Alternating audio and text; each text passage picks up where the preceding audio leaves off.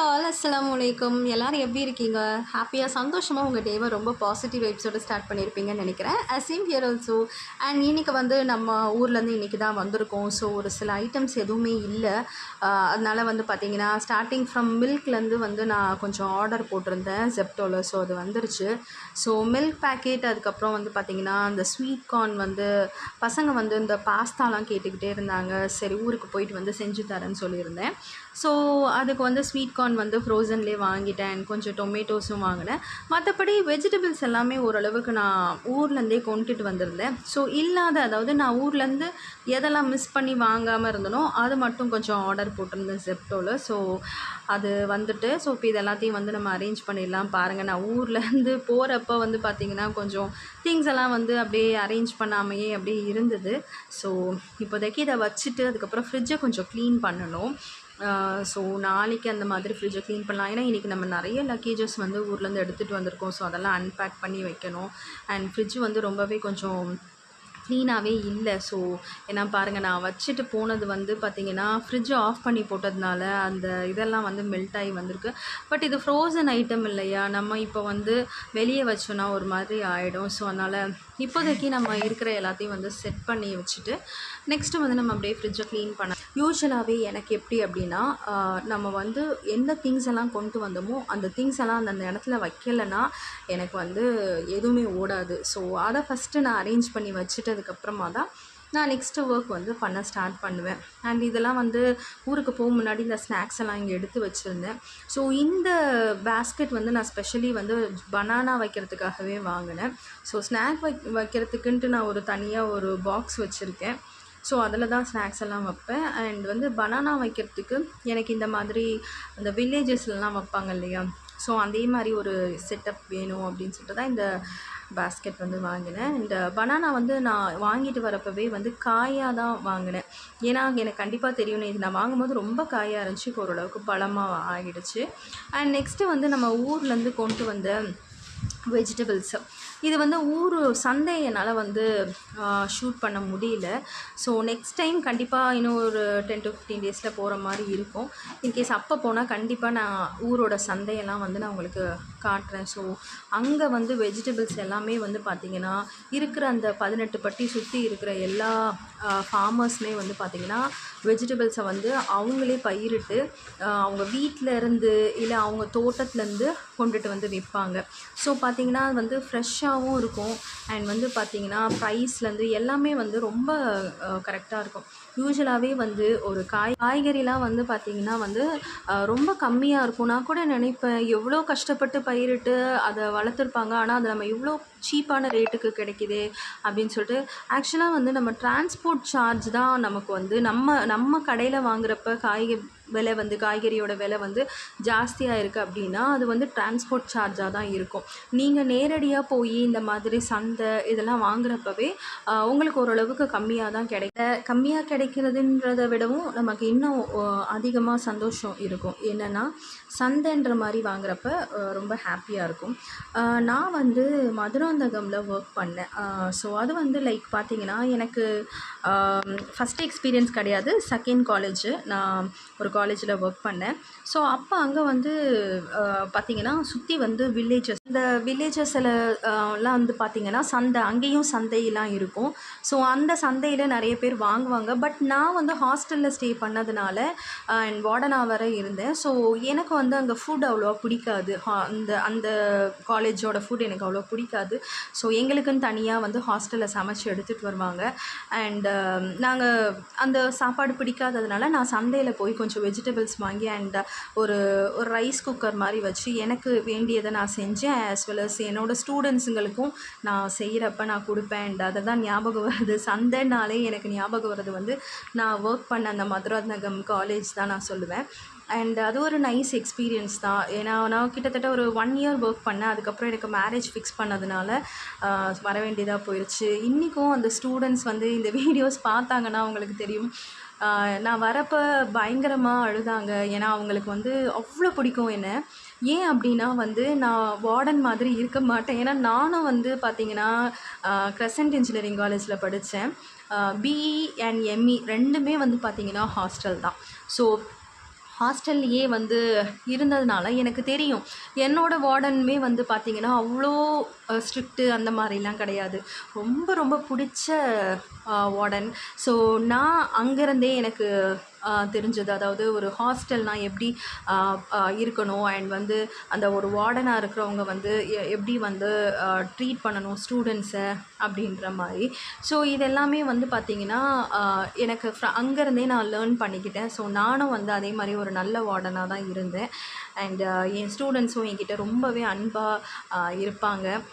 So ஸ்ட்ரிக்டாக இருக்க வேண்டிய இடத்துல கண்டிப்பாக ஸ்ட்ரிக்டாக இருப்பேன். ஏன்னா என்னோடய வார்டன் ஒருத்தவங்க ரசிகா மேம், எனக்கு இன்னுமே அவங்கள ஞாபகம் இருக்குது.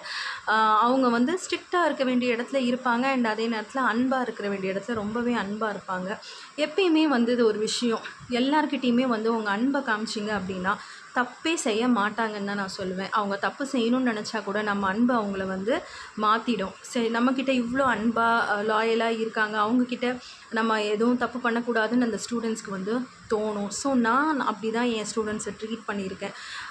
எப்பயுமே வந்து ரொம்ப பாசமாக அன்பாக இருப்பேன். ஃப்ரெண்ட்லி மூமெண்ட்டாக இருக்கும் அவங்கக்கிட்ட. ஸோ தட் அவங்க ஃப்ரெண்ட்லியாக எதுவாக இருந்தாலும் என்கிட்ட ஷேர் பண்ணுவாங்க. ஈவன் என் ஸ்டூடெண்ட்ஸ் வந்து ஏதாவது லவ் அந்த மாதிரி பண்ணால் கூட என்கிட்ட வந்து அந்த கேர்ள்ஸ் வந்து சொல்லிடுவாங்க. நான் அவங்கக்கிட்ட அப்படி தான் சொல்லி வச்சுருக்கேன்.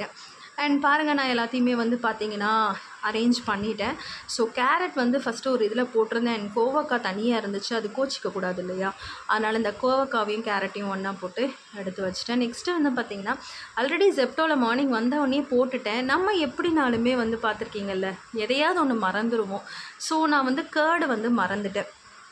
ஸோ கர்ட் மட்டும் போட முடியாது இல்லையா, அதனால் வந்து நான் ஒரு 200 ருப்பீஸ்க்கு போட்டால் தான் நமக்கு வந்து டெலிவரி சார்ஜ் வந்து ஃப்ரீ ஆகும்.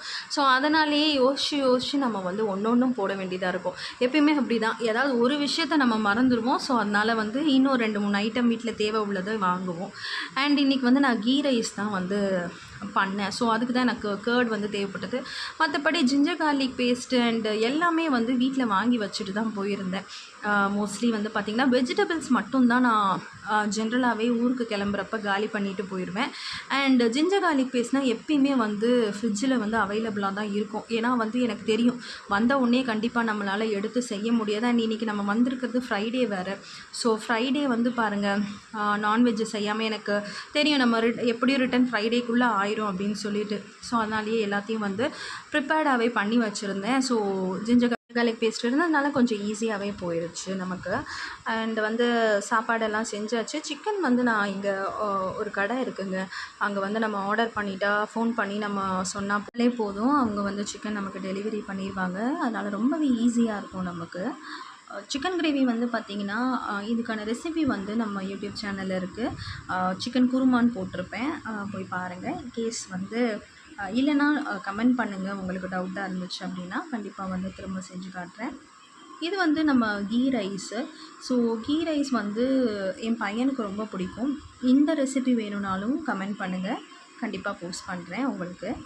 நெக்ஸ்ட்டு வந்து இந்த ghee rice and chicken kurma வச்சு நான் பையனுக்கு கொடுத்துடுவேன். பாப்பா வந்து இப்போதைக்கு எனக்கு வேண்டாம், எனக்கு அவ்வளோ பசிக்கிறப்ப வந்து சாப்பிட்டுக்கிறேன் அப்படின்னு சொல்லிட்டா. ஸோ யூஸ்வலாகவே நான் வந்து கம்பல் பண்ண மாட்டேன். அவங்களா பசித்து வந்தால் தான் நல்லா சாப்பிடுவாங்க. இல்லை அப்படின்னா வந்து அவங்க ரொம்பவே அடம் பண்ணுவாங்க அண்ட் வந்து 2-3 வாய் தான் சாப்பிடுவாங்க, இப்போ சாப்பிட மாட்டாங்க. அதனால் எப்போ பசிக்குதோ நீ அப்போவே வந்து சாப்பிடு அப்படின்னு சொல்லிட்டேன். அண்ட் யூஸ்வலாக சிக்கன் கிரேவியோட ஏதாவது ஒரு ட்ரை ஐட்டம் ஏதாவது கண்டிப்பாக இருக்கும், ரைத்தா இருக்கும். பட் இன்றைக்கி நம்மளால் அதெல்லாம் செய்ய முடியல, நிறைய வேலை இருந்ததுனால. அண்ட் ஈவினிங் ஆகிடுச்சு, பசங்களும் சாப்பிட்டுட்டாங்க. பாப்பாவுக்கும் சாப்பாடு போட்டு நான் டியூட்டியே விட்டுட்டேன். நான் வந்து ஊருக்கு போகிறதுக்கு முன்னாடியே நான் வந்து சில துணிகள்லாம் வந்து துவைச்சி போட்டுட்டு தான் போயிருந்தேன். ஸோ 1 வீக்காக தொங்கிக்கிட்டு இருக்கு பாருங்கள். அண்டு வந்து பார்த்திங்கன்னா எல்லா துணியும் எடுத்து மடித்து வைக்கணும். அண்ட் அந்த ஒயிட் கலர் வேஷ்டிலாம் வந்து பாப்பாவுக்கு உடம்பு சரியில்லைன்ட்டு கீழே படுக்க போட்டிருந்தேன், ஏன்னா அம்மா போட்டிருந்தது. ஸோ அதுவும் எல்லாத்தையுமே பில்லோ கவர்ஸ்லேருந்து எல்லாத்தையுமே துவைச்சி போட்டுட்டு தான் போயிருந்தேன். ஸோ ரிட்டன் வரப்போ வந்து நம்ம நீட்டாக இருக்கணும். ஸோ அந்த உடம்பு சரியில்லை அதை இது ஃபீலே இருக்கக்கூடாது அப்படின்னு சொல்லிட்டு தான் வந்து எல்லாத்தையும் எடுத்தாச்சு. அண்ட் ஏற்கனவே கொஞ்சம் துணி வந்து நான் மடிக்காமல் தான் வச்சுருந்தேன். ஸோ அந்த துணியும் சேர்த்து வந்து இப்போ நம்ம இந்த துணியோடு சேர்ந்து துவைக்கிற மாதிரி தான் இருக்கும்.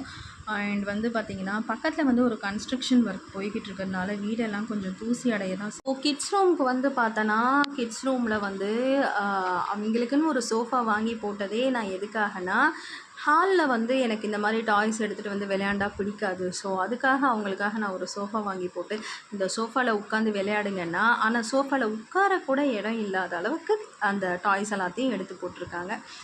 என்ன செய்யனே தெரியல. ஏன்னா வந்து உங்கள் வீட்லேயும் பசங்க இப்படி தானா?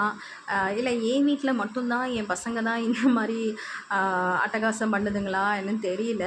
வேறு வழியே இல்லை. ஏன்னா இப்போ நமக்கு சம்மர் ஹாலிடேஸ் 24/7 வந்து அவங்கள மேய்க்கிறது மட்டும்தான் நம்மளோட வேலையாகவே இருக்குது.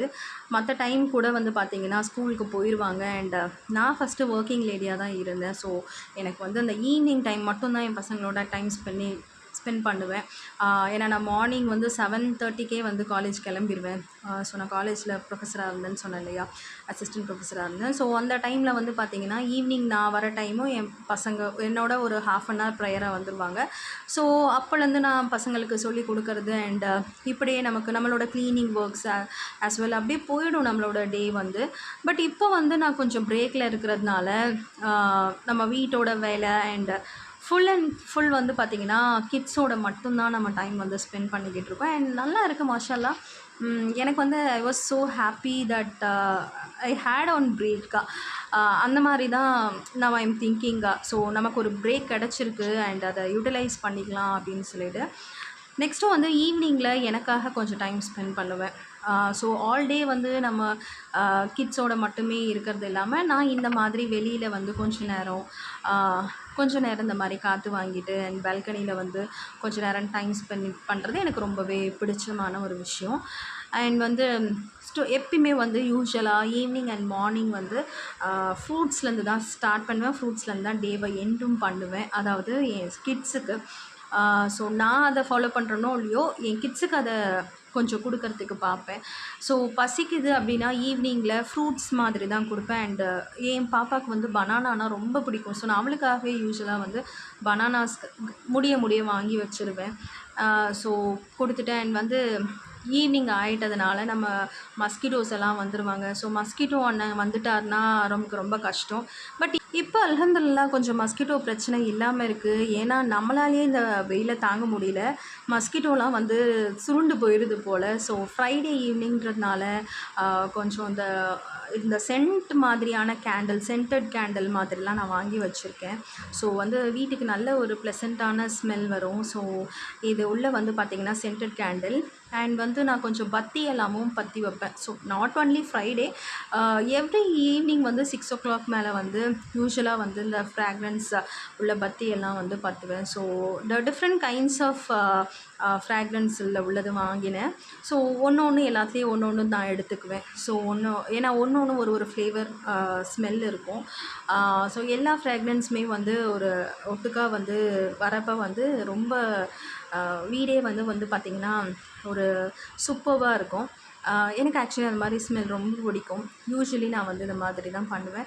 ஐ யூஸ்வலி ப்ரிஃபர் இந்த மாதிரி ரூம் ஸ்ப்ரே இந்த மாதிரி அடிக்கிறதுக்கு இயற்கையாக அந்த மாதிரி பத்தியோட வாசனை இதெல்லாம் யூஸ்வலி எனக்கு ரொம்பவே பிடிக்கும்.